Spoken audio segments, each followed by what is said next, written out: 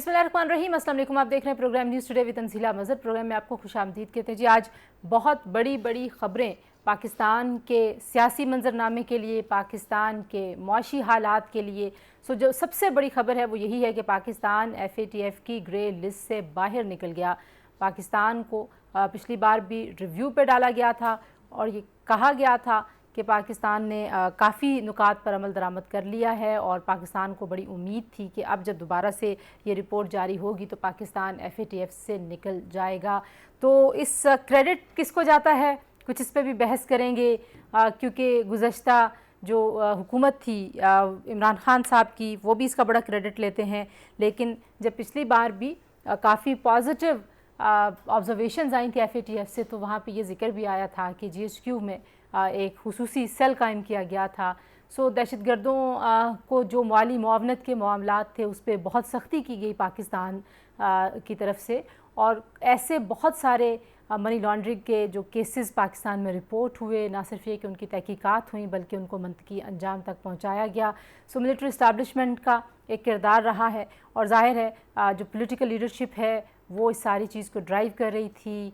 पाकिस्तान ने बहुत मेहनत की। जो फाइनल रिव्यू है वो मौजूदा हुकूमत की टीम ने सामने रखा था, तो कुछ क्रेडिट उनको भी जाता है। तो पाकिस्तान को बहरहाल एक बहुत बड़ा रिलीफ मिला है और अब देखते हैं कि ये कैसे मटेरियलाइज़ होता है पाकिस्तान की मीशत को बेहतरी की तरफ लेके जाने के लिए। एशियाई तरक्याती बैंक ने $1.5 बिलियन का एक कर्ज आज उन्होंने अप्रूव किया है। इसहाक डार साहब ने इस हवाले से मीडिया पे बात की। वो कितनी ऑक्सीजन देगा पाकिस्तान की उस मीशत को जिसमें हमें बहुत सारे चैलेंजेस का सामना है। और फिर पाकिस्तान की तरफ अगर देखें तो सियासी मंजरनामे पर सबसे बड़ी खबर ये कि इमरान खान साहब पाकिस्तान तहरीक इंसाफ के चेयरमैन, जिन्होंने हाल ही में 7 में से 6 नशिस्तें जीती, जिस पर उन्होंने ख़ुद को नॉमिनेट किया था, ख़ुद ही वो कैंडिडेट थे अपनी जमात की तरफ से, उनकी वो सीट जिस पर वो कौमी असम्बली के रुकन थे वहाँ से वो डी सीट हो गए। तोशाखाना केस का फ़ैसला आ गया। सितंबर में इस फैसले को महफूज किया गया था इलेक्शन कमीशन की तरफ से। पाकिस्तान तहरीक इंसाफ ने एक तो ये फ़ैसला कर लिया कि इलेक्शन कमीशन के आज के इस नाअहली के फ़ैसले के ख़िलाफ़ वो अदालत में जाएंगे। दूसरी जानिब कार्ड्स क्या इमरान खान साहब के पास, वो लॉन्ग मार्च करेंगे, वो असम्बलियाँ तहलील करेंगे। खैबर पख्तूनख्वा तो उनके अपने हाथ में है, क्या पंजाब असम्बली का तहलील किया जाना भी सिर्फ उनके हाथ में है, या चौधरी परवेज़ इलाही साहब के पास भी कोई सियासी कार्ड्स हैं। मंजरनामा क्या होगा, मुख्तलिफ़ शहरों में एहतजाज हुआ, क्या वो ऐसा ही एहतजाज तवक्को कर रही थी पाकिस्तान तहरीक इंसाफ, क्योंकि बड़े गुस्से में थे फवाद चौधरी साहब आज इलेक्शन कमीशन के बाहर जब वो गुफ्तगू कर रहे थे। उन्होंने कहा जी ये 22 करोड़ अवाम को नाअहल करने की साजिश है, तो सारा पाकिस्तान बाहर निकल आए। तो अब क्या होगा आइंदा आने वाले दिनों में। इमरान खान साहब को 63P जो है वो उसके तहत नाअहल और डी सीट किया गया है। 2023 तक, एक साल जो जब तक वो मेंबर थे कौमी असम्बली के, ताहयात उनकी नहली नहीं हुई, जबकि मोहसिन शाहनवाज साहब की जो वो दरख्वास्त थी, रेफरेंस था, उसमें 62(1)F का भी जिक्र है और 63 का भी जिक्र है। तो क्या अब हुकूमत जो फ़ौजदारी की कोई कार्रवाई करेगी, एक तो FIR वो लेके गए हैं थाना सेक्रेटेरिएट में, लेकिन ताहयात नाअहली के लिए भी क्या हुकूमत मूव करेगी, कोर्ट्स के पास जाएगी, क्योंकि कोर्ट्स ताहयात नाअहल कर सकती हैं, एक लीगल आर्गूमेंट ये है, और इलेक्शन कमीशन नहीं कर सकता। फिर इलेक्शन कमीशन क्या एम्बच है, नहीं उनके दायरे इख्तियार में आता है या नहीं। पाकिस्तान तहरीक इंसाफ के लोग उसको भी बहुत सारी कानूनी टर्म्स में उसको भी डिस्क्राइब करने की कोशिश कर रहे हैं। तो हमारे साथ अगर कोई माहिर कानून है तो उनसे पूछेंगे कि क्या वाकई उनके दायरा कार में था या नहीं। मेरे साथ मौजूद हैं जी पाकिस्तान मुस्लिम लीग नवाज़ के सीनियर रहनुमा चौधरी नूरुल हसन तनवीर साहब हमें ज्वाइन कर रही हैं। मुसर्रत जमशेद चीमा साहिबा पाकिस्तान तहरीक इंसाफ की रहनुमा, और हमारे साथ मौजूद हैं पाकिस्तान के renowned journalist analyst Muzammil Suhrawardy साहब। तीनों मेहमानों का बहुत शुक्रिया। मुजम्मिल सरवर्दी साहब, आपसे गुफ्तगू का आगाज़ करूँगी।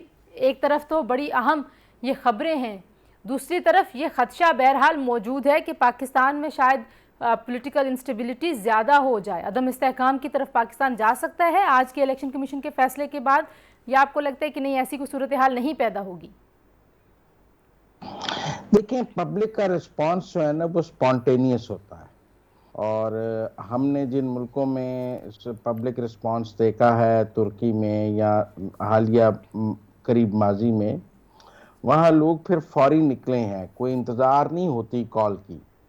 अगर तो आज इमरान खान की नाअहली के फैसले के बाद मुझे लाहौर में 2 लाख लोग निकले नज़र आते, इस्लामाबाद में लाखों लोग नज़र आ जाते, गुजरांवाला में आ जाते, पेशावर में आ जाते, तो मेरे लिए यकीनन अलार्मिंग होता कि लोग आज खुद निकल आए हैं अपने महबूब कायद के लिए, और अवाम ने इस फैसले पर एक रद्द अमल का इजहार किया है। लेकिन ये जो शेलिंग और 100-200 लोग मिलकर सड़कें बंद कर लेते हैं और फिर पुलिस के साथ पथराव, आंख मिचौली, ये हमने देखा है, ये उस वक्त किया जाता है जब आपके साथ हजारों लाखों लोग ना हो और आप खबर बनवाना चाह रहे हो, तो आप फौरी तौर पर पुलिस से मुठभेड़ करके एक सीन क्रिएट कर लेते हैं।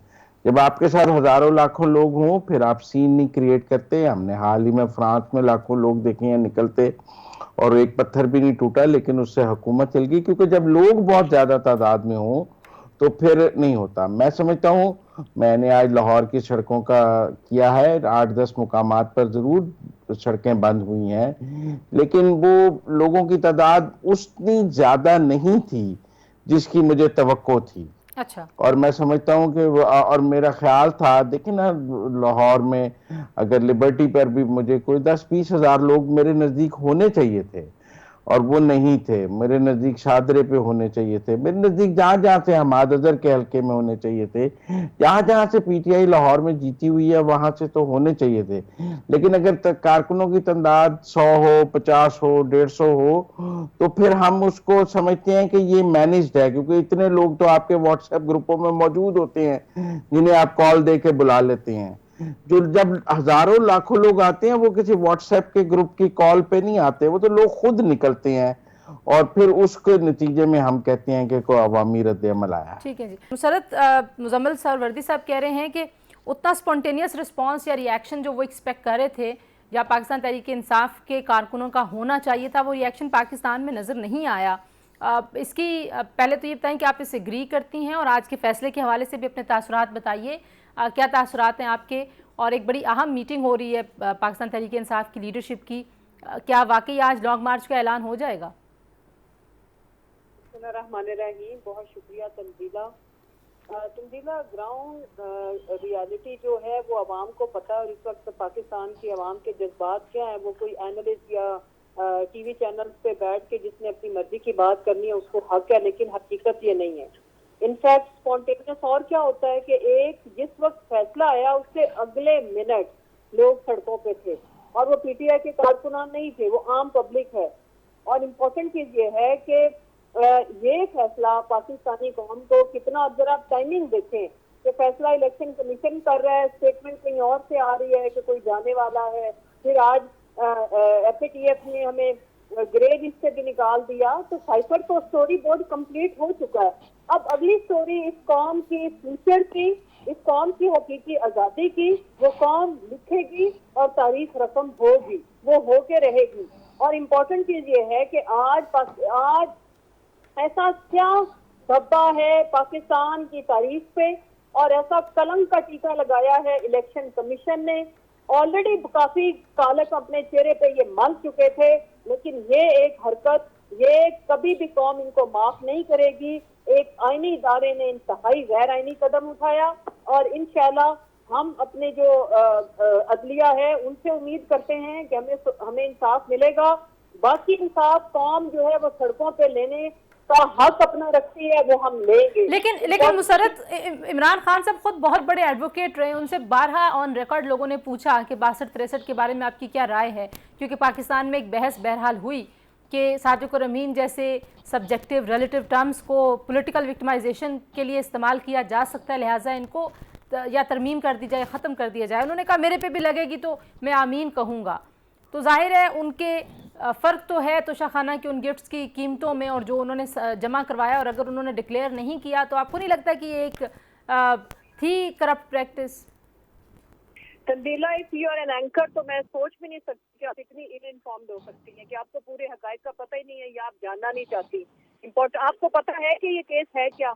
आपको पता है कि आपके मुल्क का आइन और कानून क्या कहता है? और आइन और कानून की कोई खिलाफ वर्जी नहीं हुई। कंप्लीट सुने, आइन और कानून की कोई खिलाफ वर्जी नहीं हुई यहाँ पे। और यहाँ पे जो अल्टीमेट का नेक्स्ट फोरम है SBR, वहाँ पे एक एक चीज डिक्लेयर्ड है, कोई हकायक छुपाए नहीं गए, किसी किस्म की गैर आईनी हरकत हुई ही नहीं, तो वो नाअहल कैसे हो गए? ये तो ऐसी ही बात है कि जैसे मैं कहूँ कि तंजीला ने कहा है कि सादिक और अमीन होना चाहिए, फिर मैं अगले ही लम्हे आपके ऊपर सादिक और अमीन वाली जो आर्टिकल है 62, 63 वो ऐसे ही आपके ऊपर लगा दिया जाए। ऐसे नहीं होता। ये 22 करोड़ आवाम को अक्लमंद समझे। ये प्लांटेड किस्म का बयानिया नहीं चलने वाला। आवाम ने बाय ना किया है ना करेगा। ऑडियो आई, फिर वीडियो के धमकियां लगाई गई, फिर जिस तरह से जान की खतरे की जिस तरह से सिचुएशन को अगर पार कर लिया है तो ये तो बहुत छोटी चीज है। वतुइज़्ज़ु मन तशाउ वतुज़िल्लु मन तशाउ। जिल्लत इन्होंने लिखी है, -1 करने वालों को खुला मैसेज है, माइनस ऑल होंगे और 22 करोड़ अवाम करेगी। जो ये 22 करोड़ अवाम का भी बता दें। मैं फिर आप मुझे अवाम करेगी। फिर आप मुझे कहेंगे आप एंकर हैं तो मैं आपसे मुद्दबाना जाहिर है आप मेरी क्या आपको नहीं पता कि ये झूठा केस है? आपको नहीं मुझे पता कि ये झूठ देखिए बोला गया है? एक केस आपको हुआ नहीं है, एक पता आईनी कि इदारे ने जो पूरा फैसला का दिया। मैं पूरा आपसे मुल्क सवाल खा तो ले, पूछूंगी जो पूरा मुसर्रत। का पूरा मुल्क खा के सामने पड़ा हुआ है पाकिस्तान की दौलत का अंबार, और उसके ऊपर उनको इन्होंने देखिए ना, बिठा दिया है। मेरा प्रोग्राम अदालत तो नहीं है मुसर्रत। मैं तो सिर्फ आपसे ये सवाल करना चाह रही थी कि आपको क्या नहीं पता? तो आप हकायक पे मबनी बात करें ना। आप ऐसे मासूमाना सवाल आपको आपके अपने फैक्ट्स नरेट करने के लिए हमने दावत दी थी कि पाकिस्तान तहरीक इंसाफ का मौका आ जाए। चाहती हूँ 22 करोड़ अवाम का दावा आप लोग कैसे करते हैं? क्या 22 करोड़ अवाम पाकिस्तान तहरीक इंसाफ के साथ है? नहीं करेगी। पाकिस्तान की अवाम ऐसे तमाम झूठ बनाने वालों को, जिन्होंने ये सारी कहानी रचाई और आज भी जो उनके सहूलतकार है, वो जिस शक्ल में भी बैठे हैं वो धुतकारे जाएंगे। अल्लाह की बीमार पड़ेगी, अवाम भी उनको नहीं छोड़ने वाली और अवाम माइनस ऑल करेगी। इन सबको 22 करोड़ अवाम के ऊपर से गुजर के खान तक पहुंचना होगा। और खान चुना हुआ ये पूरे पाकिस्तान की अवाम खान साहब के साथ है। मुसर्रत जरा यहाँ रुकिएगा, मुसर्रत जरा यहाँ रुकिएगा, ठीक है, जरा यहाँ रुकिएगा। यहाँ पर एक ब्रेक लेते हैं जी, हमारे साथ फिर ब्रेक के बाद वापस आते हैं।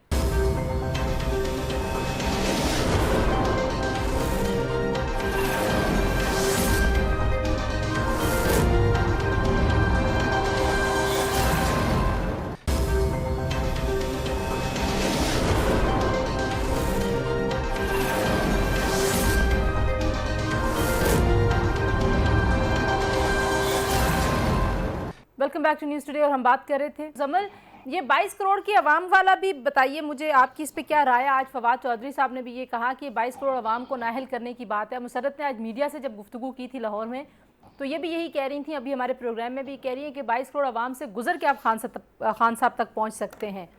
तो ये क्लेम कितना दुरुस्त होगा? क्योंकि ज़ाहिर है एक बड़ी तादाद में वोटर्स इनके साथ हैं, लेकिन उतनी ही बड़ी या उससे ज़्यादा बड़ी तादाद दूसरी जमातों के साथ भी है। यकीनन अगर 22 करोड़ लोग इनके साथ हैं तो खान साहब ने जिन 6 सीटों से इलेक्शन लड़ा है, मुकाबले के उम्मीदवारों की जमानतें जब्त हो जानी चाहिए थी, उनके डब्बे खाली निकलने चाहिए थे, फिर 22 करोड़ लोग इनके साथ हो जाते। लेकिन अगर मुकाबला 92,000 और 80,000 का है और अगर मुकाबला 97,000 और 82,000 से हुआ है तो फिर 22 करोड़ की तो बात नहीं है। अगर इमरान खान के मुकाबले में गैर मारूफ उम्मीदवारान ने भी 80,000 वोट लिए हैं और एक ऐसी पार्टी जो खुद जिसने कैंपेन भी नहीं की है और जिसका ये कहना है कि जी हम अपनी पॉपुलैरिटी के लोएस्ट लेवल पे हैं इस वक्त, उसके उम्मीदवार बगैर किसी कैंपेन के 80,000 वोट ले रहे हैं और खान साहब अपनी पॉपुलैरिटी के बूम पर हैं इस वक्त। वो कहते हैं कि पॉपुलैरिटी, इससे बड़ी पॉपुलैरिटी नहीं हो सकती, तो उस पॉपुलैरिटी में भी वो 90,000 वोट लेंगे और उस लोएस्ट पॉपुलैरिटी पे वो उनके मुकाबले के उम्मीदवार 80,000 वोट लेंगे। तो 10,000 से जीतने वाला 12,000 से जीतना तो फिर 22 करोड़ का दावा नहीं बनेगा। अगर आप अदालत में ये कह रहे हैं कि हम अदालत में जाएंगे और अदालत से हमें रिलीफ की तवक्को है, और वो आपको लगता है कि इनके पास तो फोरम्स हैं अपील के, खान साहब जा सकते हैं हाई कोर्ट भी, सुप्रीम कोर्ट भी? हाई कोर्ट जा सकते हैं, सुप्रीम कोर्ट जा सकते हैं, केस वहां सुना जाएगा। अगर इनके केस में दम है तो यकीनन इन्हें रिलीफ मिलेगा और इन्हें अदलिया से रिलीफ पहले भी मिला है, आगे भी मिल सकता है। और प्रॉपर तरीका भी यही है कि वो अदलिया के पास जाएं और इन्हें सड़कों पर आने से पहले अदालत के दरवाजे खटखटाने चाहिए। अब अगर ये सड़कें भी गर्म करना चाहते हैं ताकि अदलिया पर दबाव डाल के इसका कोई कर लें तो उस पर मैं कुछ नहीं कहना चाहता। अच्छा, चौधरी नूरुल हसन तनवीर साहब हमारे साथ आ गए हैं। तो चौधरी साहब, मुसर्रत कह रही हैं कि ये बिल्कुल एक झूठा आप लोगों ने केस बनाया था और अवाम इसको रिजेक्ट कर चुके हैं। जी चौधरी साहब। बात ये है, इसमें अवाम का तो अमल दखल नहीं है। जनाब इमरान साहब जो हैं वो उन्होंने सिंपल सी बात है कि उन्होंने जो तोशाखाना से ताइफ जो है वो वसूल किए, उनको उन्होंने फरोख्त किया है तकरीबन 18 करोड़ रुपए में। जो रकम उन्होंने हासिल की है वहां से, उसको उन्होंने अपने एहसासों में जाहिर नहीं किया। अगर तो मोहतरमा समझती हैं कि ये गलत है तो उन्होंने अपील में जाना है, वो अपील उनकी एक्सेप्ट हो जाएगी और वो उसका फैसला हो जाएगा। एक बात मैं आपको बता देता हूँ, वो ये है कि इमरान खान की सियासत जो है ना वो नेगेटिव सियासत है।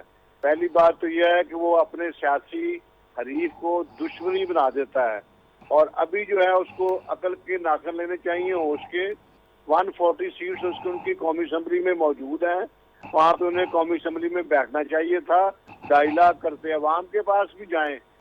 लामहल्ला जो आप देखें ना, at the end of the day 10 महीनों के बाद इलेक्शन होने ही होने हैं, उसकी वो तैयारी करें, आप जरूर जाएं। लेकिन जो आपने गुल खिलाए हैं 4 साल में, उसका हिसाब भी तो देना होगा कि नहीं देना होगा। और उसमें आप पकड़े गए हैं चोरी करते हुए, लोगों को चोर चोर कहते हैं और खुद आप चोर निकले हैं, साबित हो गए हैं। लिहाजा अब अगर आप समझते हैं कि फैसला आपके हक में नहीं है, तो बजाय इसके कि आप अपने वर्कर्स को, आप अपनी पार्टी के लोगों को इम्तिहान में डालें, सुप्रीम कोर्ट में जाएं, इस्लामाबाद हाई कोर्ट में जाएं, जहां मर्जी जाएं वहां अपील करें। लेकिन इनका एहतजाज करना भी तो चौधरी साहब इनका हक है ना, अगर ये लॉन्ग मार्च लाना चाहते हैं। मेरी बात सुने ना, ये किस किस्म का एहतजाज है? अभी 200 बंदा इकट्ठा होके रोड को रोक के टायर चला दे, ये कौन सा एहतजाज है? ये कोई बात नहीं है। पहले अपने आप को आईनी और कानूनी तौर पे सच्चा साबित करें।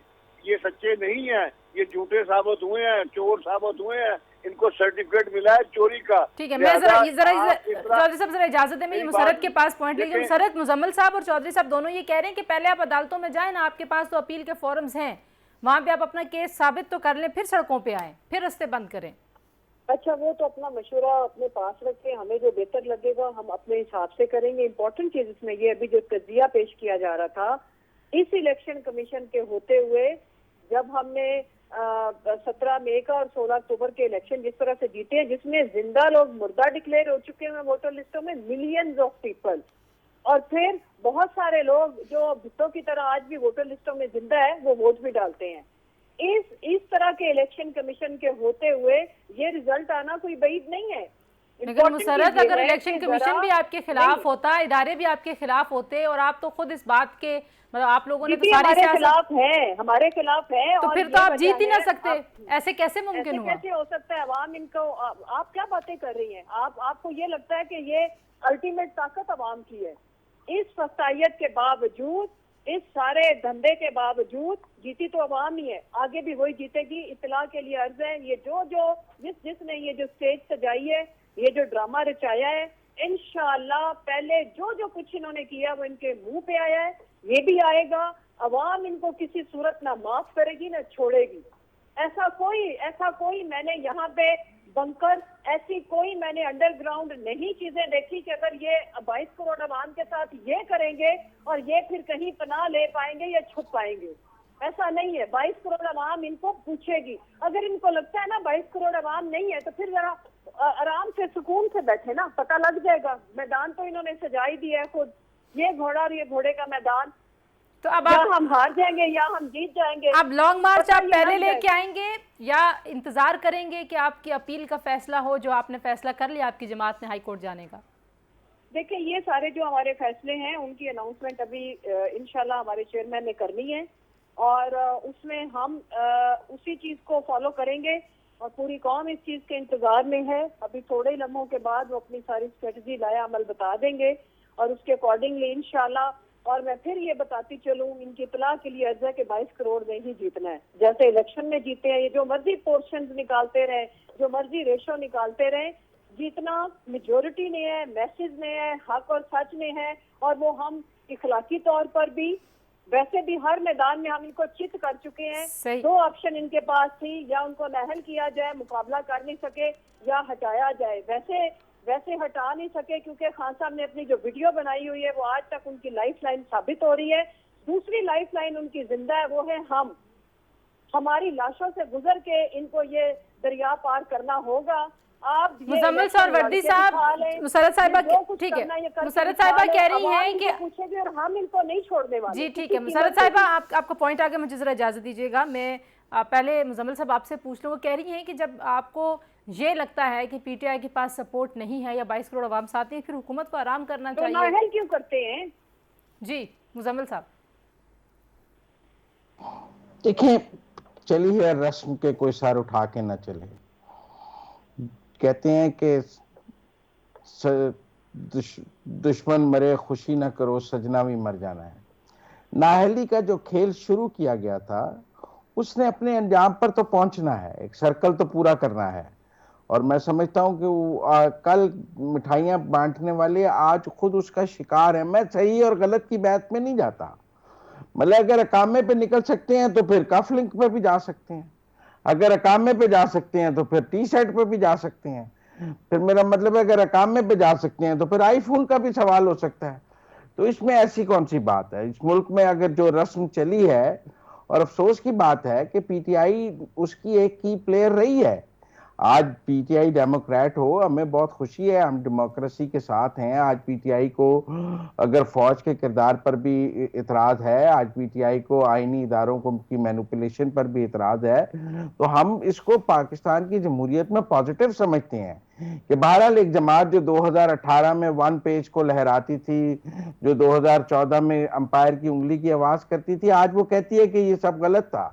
आज वो कहती है कि मेरे पास अख्तियार नहीं था, मैं 4 साल मेरे पास तो अख्तियार ही नहीं था, इमरान खान साहब कहते हैं। तो फिर एतराज नहीं होना चाहिए जब लोग उन्हें सिलेक्टेड कहते थे, जब वो खुद कहते हैं कि मेरे पास अख्तियार नहीं था, जब वो कहते हैं कि ये चीफ इलेक्शन कमिश्नर मैंने नहीं लगाया, मुझे तो एक पर्ची पे किसी ने नाम दिया, मैंने प्रपोज कर दिया। तो इसका मतलब है जब आपको सिलेक्टेड कहा जाता था तो गलत तो नहीं कहा जाता था, क्योंकि आप फिर उन्हीं के इशारे पे चीफ इलेक्शन कमिश्नर लगा रहे थे। आज आप कहते हैं नैब मेरे कंट्रोल में नहीं था, फिर आप उन्हीं के कहने पे चेयरमैन नैब के लिए ऑर्डिनेंस पे ऑर्डिनेंस जारी कर रहे थे। तो इसलिए मैं समझता हूं कि अच्छी बात है इमरान खान साहब एक तारीख के दायरे का गोल चक्कर पूरा करते हुए वहां पहुंच रहे हैं जहां वो ये समझेंगे कि पाकिस्तान में सिविल बालादस्ती के लिए उन्हें भी एक चार्टर की जरूरत पड़ेगी। सही जी, एक और ब्रेक लेते हैं जी, ब्रेक से वापस आते हैं, हमारे साथ रहिए।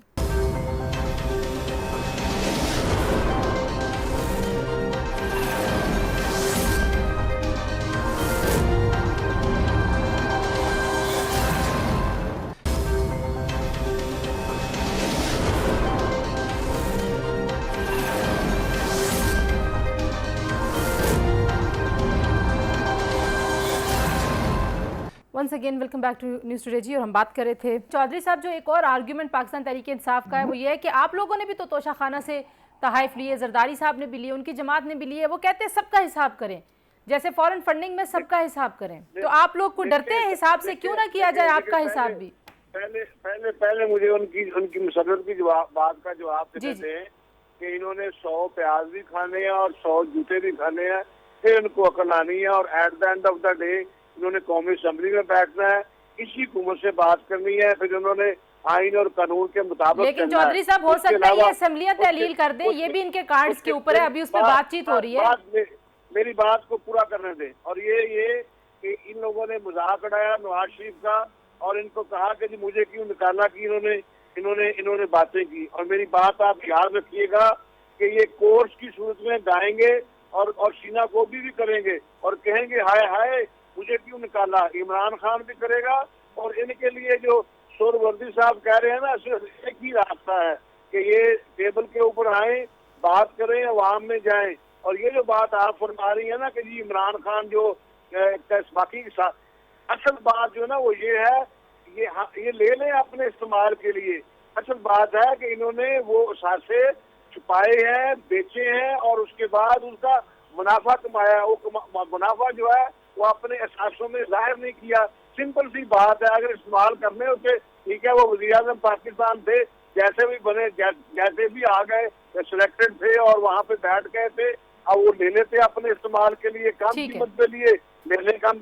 लेकिन आज तक 75 साल की तारीख में इस मुल्क के ऊपर डिक्टेटर्स भी आए, इस मुल्क के ऊपर सदर भी आए, जनरल भी आए, इस मुल्क के ऊपर मुंतखब लोग भी आए, लेकिन किसी इतनी शर्मिंदगी किसने नहीं की जितनी इमरान खान ने की है कि यार ये तोशा खाना के तोहफ जो है वो भी खा गया।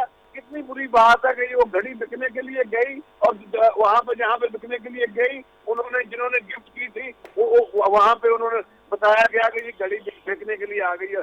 इमरान खान ने पाकिस्तान की इज्जत को बेचा है और ये झूठा है, मुनाफिक है और ये कहता है कि एब्सोल्युटली नॉट। एब्सोल्युटली नॉट किसको कहता है? ये एब्सोल्युटली नॉट ये कहता है इंटरव्यू के दौरान। कभी इस बंदे ने पाकिस्तान के अवाम का सोचा? अब भी ये टकराव चाहता है। आपका पॉइंट आ गया। आप ठीक है, आपस में लड़ पड़े। हम कहते सही, हैं आप कह रहे हैं एंड ऑफ द डे चलो जी ठीक है, आईन और कानून के ताबे हो, उससे बाहर मुझे जरा मुसरत के पास ही पॉइंट लेके जानते हैं। मुसरत कह रहे हैं एंड ऑफ द डे आप लोगों ने वापस असेंबली की तरफ आना, और कुछ ऐसी खबरें भी चल रही हैं, कोई बैकडोर डिप्लोमेसी की कुछ जर्नलिस्ट दावे कर रहे हैं सोशल मीडिया के ऊपर कि पाकिस्तान तहरीक-ए-इंसाफ के साथ मुक़्तदर हलकों के और सियासी कुछ लीडर्स के आपस में आप लोगों के कुछ राब्ते हो रहे हैं, तो इस बात का भी कुछ बताइएगा कि हो रहे हैं कोई ऐसे राब्ते? देखिए, इसके ऊपर तो मैं बाद में आती हूँ, लेकिन कौम ने देखा, मीडिया ने देखा कि 100 गंडा किसने खाया, 100 छितर किसने खाए। छितर तो मारने की पोजीशन में हम है आज भी। हमने इनको भिगो के मारे हैं और अवाम की ताकत से मारे हैं। वो तो कहती थी कि मैं किसी का जूता पॉलिश नहीं करूंगी, बताया जाए किसके जूते उसने और उसके चचा ने पॉलिश किए तो वो आज यहाँ तक पहुंचे और कैसे उसको पासपोर्ट मिल गया। वो कहती थी मुझे प्लेट में भी रख के दिया जाए तो मैं ठोकर मार दूंगी। और फिर वो छोटी सी सर्जरी पे रोशनी डालेंगे। वो कौन सी छोटी सी सर्जरी है जो यहाँ पे नहीं हो सकती, जो उधर होनी है? और फिर वो कब वापस आ रही हैं? नवाज शरीफ साहब कब वापस आ रहे हैं? बेसिकली ये आप लोग जितनी मर्जी एड़ियां ऊंची कर लें, जितनी मर्जी नीचे मीनार लगा लें, आप लोग इमरान खान के कद के करीब भी नहीं है, जूते तक भी नहीं पहुंचेंगे। लेकिन इस बात का जवाब तो दे देना। पीटीआई इस बात का जवाब नहीं देती कि दुबई में भी बात कंप्लीट कर दो ना मेरी बात। मैं उनसे भी बीच में 2 मैंने सवाल किए मुसरत, आप लोग वैसे खफा हो जाते हैं। मैं ये पूछ रही हूँ कि इस बात का भी तो जवाब दे दें कि दुबई में तोहफे बेचने की जरूरत क्यों पेश आई खान साहब जैसी इतनी बड़ी सेलिब्रिटी को? एवनफील्ड लंदन के अपार्टमेंट बनाने से एक तोहफा जिसको हमने खरीदा हो, मैंने जहां से भी खरीदा हो, वो मेरा हक है, मैं उसको बेचूं या रखूं। इसमें गैर आईनी क्या है? आप एक तोहफा आपको कोई तोहफा मिलता है या आप खरीदती हैं बीबी, तो आप वो बेच सकती हैं।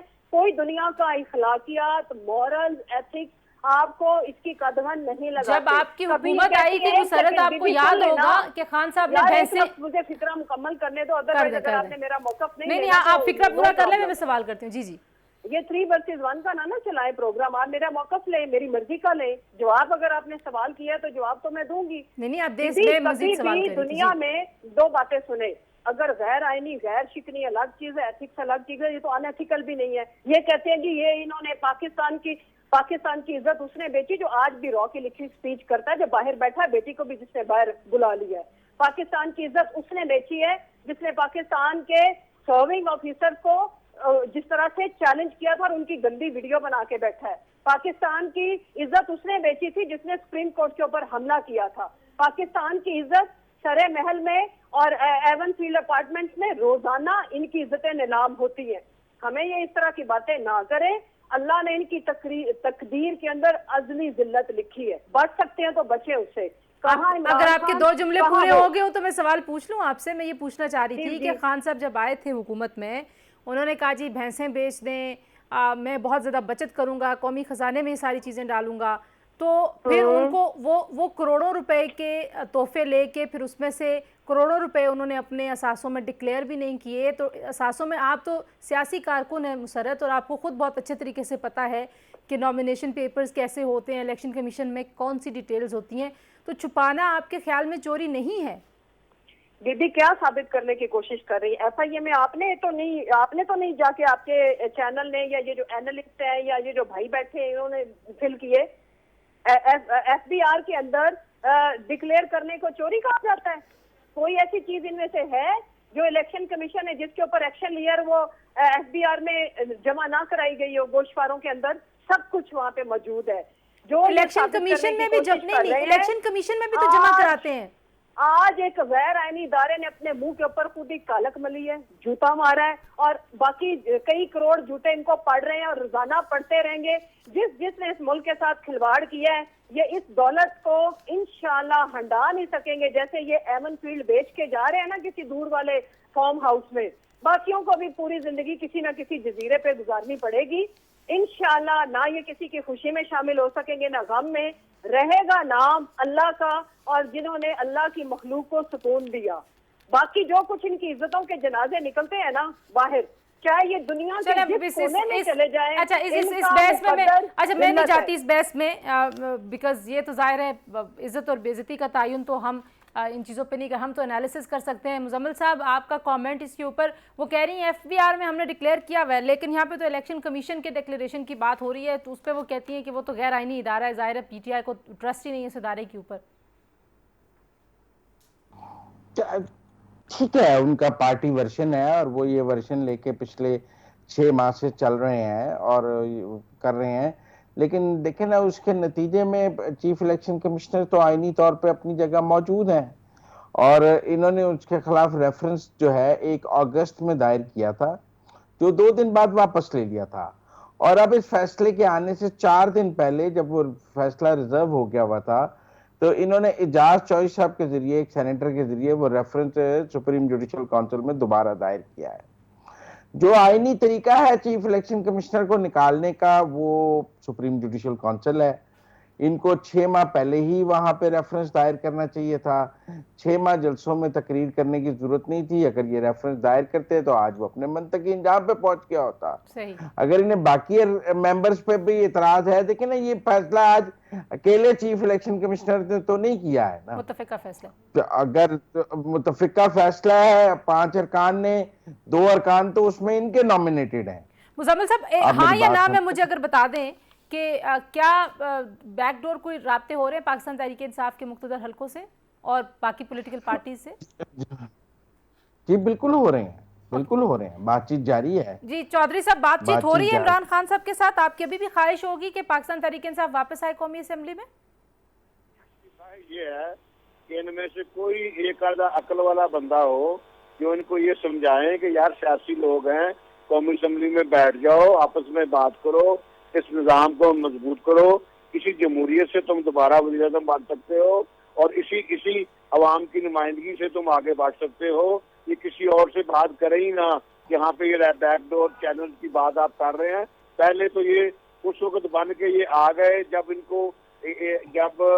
इनको कोई ज्यादा पता नहीं था, अब तो इन्हें सारा पता है ना। ये इस तरह क्यों बनना चाहते हो दोबारा जहाँ पे इनके पास इख्तियार ही ना हो। और ये बेशर्मों का ऐसा टोला है जिनको ये समझ नहीं आती, मासवाए बददुआएं देने के, मासवाए अल्लाह करे ऐसे हो जाए। ये जो है ये कोई लीडर साहब बैठी हुई जो कह रही है जी फलाना जो है ना वो उस मकान में नहीं रह सकेगा तो फलान जगह। क्या इमरान ने सारी उम्र बनी गाला में रहना है? क्या आप लोगों को अपनी कब्रें याद नहीं है? क्या आप लोगों ने मरना नहीं है? क्या आप लोग सारी दुनिया रहने के लिए आए हैं? तो यार को खुदा का खौफ करे। आप सियासी लोग हैं, सियासतदानों को मिल के बैठना चाहिए। जी ठीक है जी, आई थिंक मैं इस पॉजिटिव नोट पे खत्म करती हूँ कि सियासतदानों को मिलकर बैठना चाहिए। और राना सनाउल्लाह साहब से भी हम ये कहेंगे कि वो नून लीग के कारकुनों को मत कहें कि सड़क पर आएँ, ये कोई वाइज बात नहीं होगी और वो आके पीटीआई के कारकुनों को जवाब दें। आप दोनों अतराफ को बहुत हौसले से, तहम्मुल से सारी सूरत हाल को संभालना चाहिए और सियासी लोगों का काम सियासत करना और सियासी फोरम्स के ऊपर आकर सियासत करना। जी बहरहाल इतना ही आज से, कल दोबारा मुलाकात होगी। अल्लाह हाफिज़।